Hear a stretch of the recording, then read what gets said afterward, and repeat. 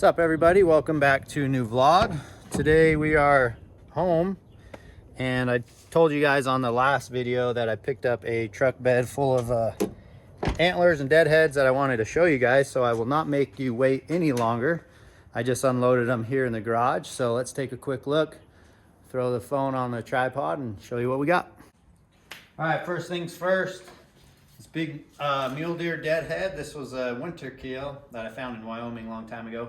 And by the way, if you watched the Hush Life vlog, which you guys should be, you probably saw all these, but just in case you didn't watch that video, I wanted to show it here on this channel because I told you I would. So, sweet deadhead.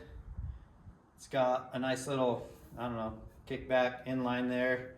And found this on the winter range and got permission from Fish and Game to keep it. Hence the salvage tag. So that was a pretty cool find. Okay, one of my most unique elk. This was an archery kill from New Mexico. This is on film in the Hush Life movie. It's the very first movie we made when we went to New Mexico. We hunted pronghorn, and then we hunted 2 elk. Casey and I both had archery tags, and that's the bull I got there. But that point is crazy long, and it stubs out. Looks like it would be hitting the ground when he was trying to feed. But a cool bull that has never once made it to the shop. So it's finally home where it belongs. So pretty stoked to have it, just need to find a place to put it. These suckers are awesome, guys. This is a big set of elk sheds I found with my buddy Jason years ago. And we just got off onto this south slope, and I noticed the one side because the burr was up in the air and I saw the white burr. And we looked around right there and found both sides. Match set, just a really, really pretty bull. And these are like just one of those antlers that are really dense. All the years of shed hunting I've had, the different antlers I've found, and now the different antlers I've cut up. It's funny to see that some just can be the same size but weigh 2 or 3 pounds difference based off the density, which I would assume has a lot to do with their vegetation, their feed, the water that year. But these things are dang heavy. And they're not giant, but for what they are, they sure weigh a lot. So that's a pretty sweet set. Happy to have them home. Check these out. Got 3 years off of this club bull. Pretty wild. I only found one of the years, and then 2 buddies found the other sides, but I ended up with them, so lucky for me. But yeah, just a big old club bull. This would have been a left side that sat on his head with the drop tine going down, this big club, and then the big spike would be going up. And I saw this bull the year after I found him, so he'd be like this. That'd be a left side. But the year I saw him, I never did locate his antlers. And that was the first year I saw him on the hoof, so I finally got to see what his other side was, and it was a really pretty 6-point. And then a solid moose shed I found, which I don't find many.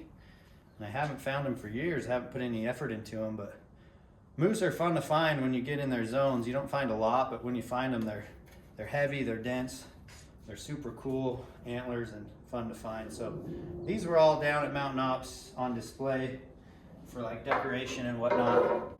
And now they're home. So welcome home to these guys. Got to find out where to put them.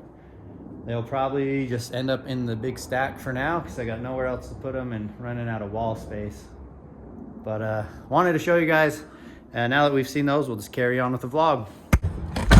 Dang, guys, it's pretty sunny and pretty dang warm, but man, is it windy here in Salt Lake. So I jumped in the truck after my workout, and guess what it is? You probably guessed.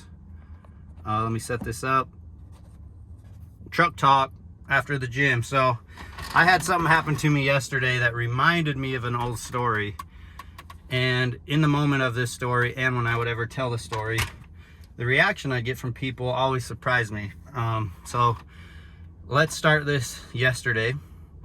I decided I was gonna go to the gym, so I jumped in my pickup truck after taking a trip over to Home Depot. And I started driving down the neighborhood road and noticed my front left tire was making a noise, and it was kind of like dunk, dunk, dunk, dunk, dunk, dunk. You know, as you speed up, it's obviously like picking up with you. So you clearly something's wrong with the tire. Figured I had a flat. So I jumped out and there's this giant screw in my tire.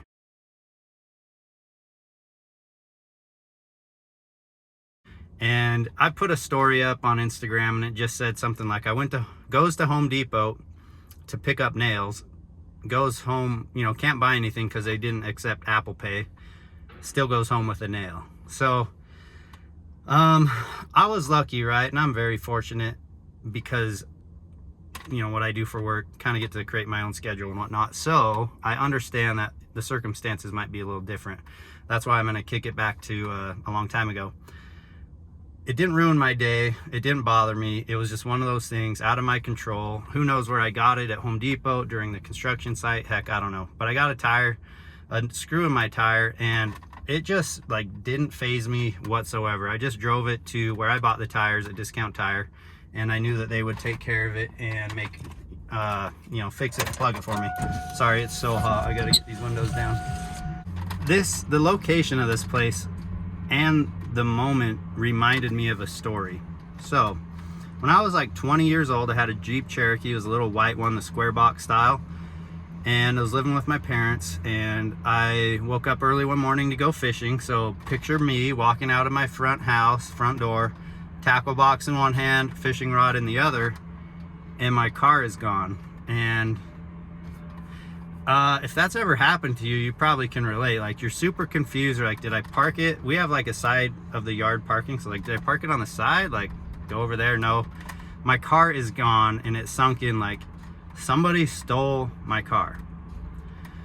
And I just was in disbelief, right? Because it's one of those things, like, it happens, but you just never think it's gonna happen to you.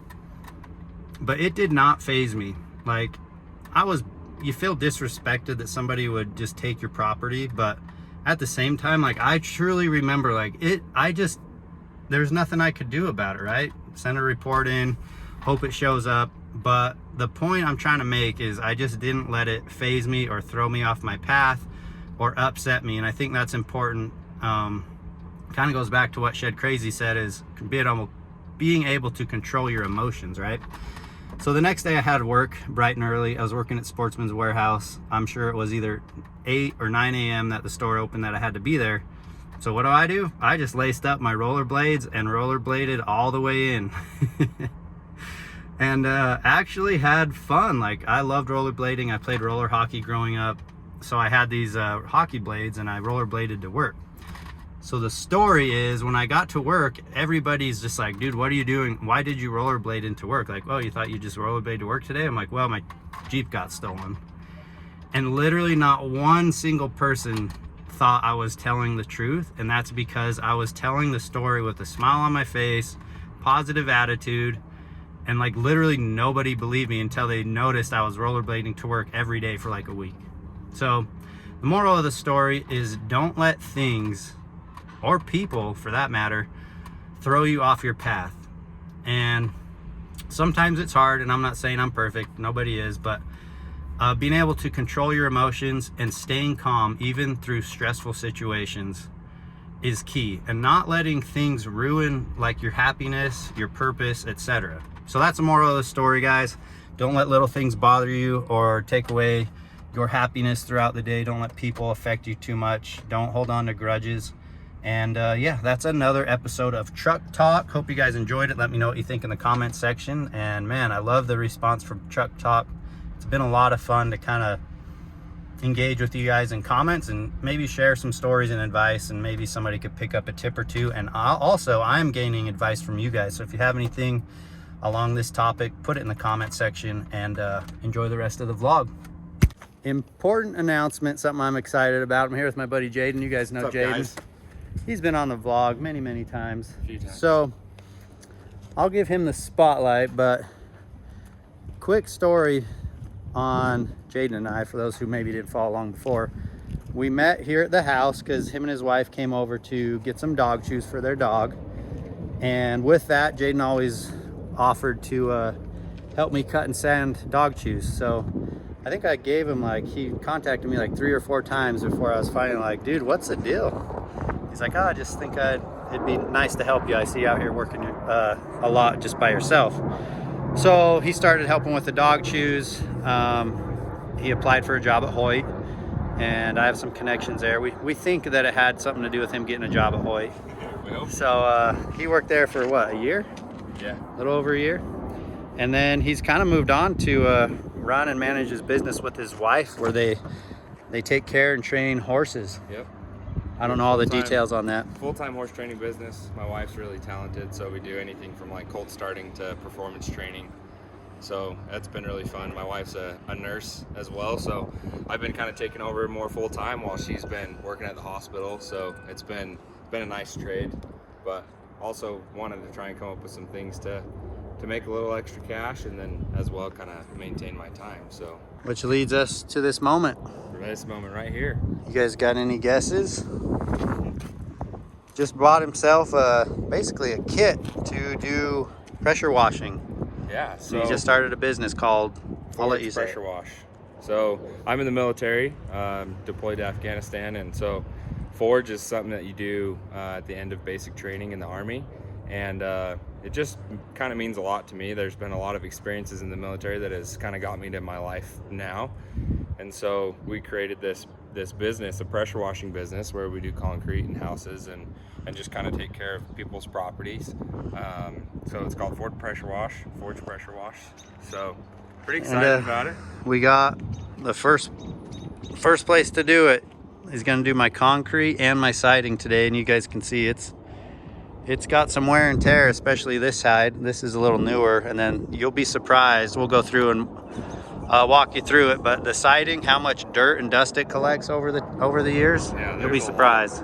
Yeah, here we don't deal with a lot of the mold and algae and mildew that grows like back east in humid locations, but it's really surprising like how we have wind all the time here in Utah. The dirt and dust and sand just collects on your house and then collects on your driveway, tire marks, oil stains from your vehicles and stuff. So be pretty good. Yeah, he's got the stuff to do all kinds of things, and we're gonna do the garbage can today, the concrete and the siding, and give you a plug. What's your phone number? How do they contact you if they're interested? You can contact forgepressurewash@gmail.com, and then my phone number is 859-351-9207, and then also Forge Pressure Wash on IG, on Instagram. Dude, what is this extendo wand? Holy smokes, dude. Look at this. You have big buildings that need to be washed. Holy cow. They can reach up there. That's what's nice, because with my little tiny handheld one, I can't get the pressure up there. Yeah. Oh yeah. I can get up there if you want. Sweet.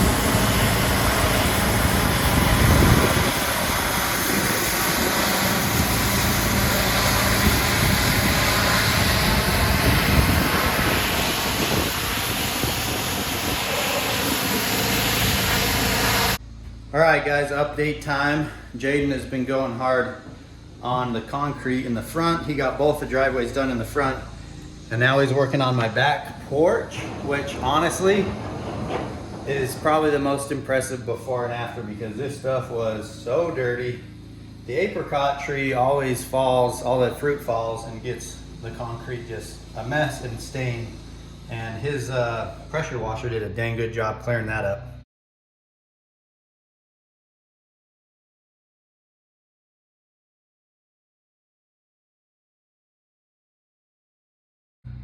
So here's this.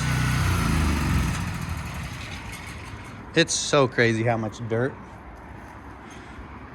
There's a lot of black dirt out here. Oh yeah. This one was a mess. Looks good though. All right, Jaden's done. Got her wet.